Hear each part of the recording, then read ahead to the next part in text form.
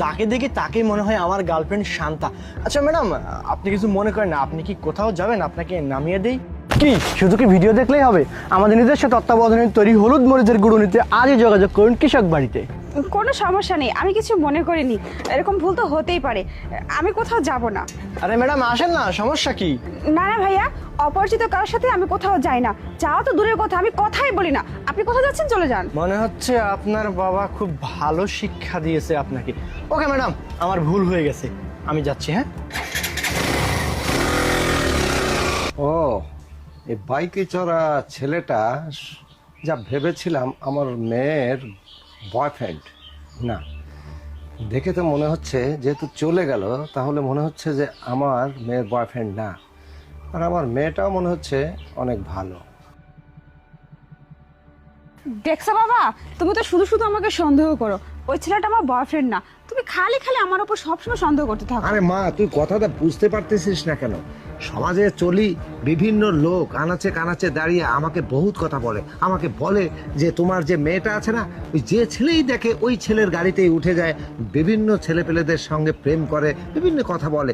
এই কারণে আমি একটু মানে দূরে দাঁড়িয়ে থেকে একটু দেখতেছিলাম। তুই কিছু মনে করিস না, হ্যাঁ? তুমি সবসময় না এরকমই করো। আচ্ছা এক কাজ কর, তুই কোথায় যাবি এখন? কলেজে যাবো বাবা। আচ্ছা ঠিক আছে, তুই কলেজে যা, আমি বাসায় যাই। আচ্ছা। আচ্ছা। আরে জানেমান, তুমি শেষ পর্যন্ত চলে আসছো। হ্যাঁ, চলে তো আসছি। তোমার কাছে আমি আসবো না বলো? কত কিছু ম্যানেজ করে আসতে হলো আমাকে। তোমার মাথায় বুদ্ধি আছে। আমি তোমাকে অনেকদিন ধরে খুঁজছিলাম যে তোমাকে কবে আমি কাছে পাবো। যত টাকাই লাগুক না কেন, তোমাকে আমার করে ছেলেই দিয়েছি, বোঝো নাই তুমি? হ্যাঁ, আমি তো বাবার চোখে পুরো ঠুলি পরিয়ে তোমার কাছে চলে আসছি।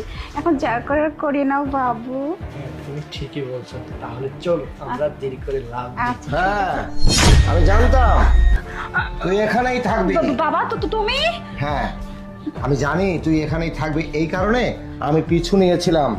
সবাই তোর চরিত্র নিয়ে বিভিন্ন ধরনের কথা বলে, কিন্তু আমি বিশ্বাস করি না। তারপরে কোনো সময় তোর ক্লু পাই না।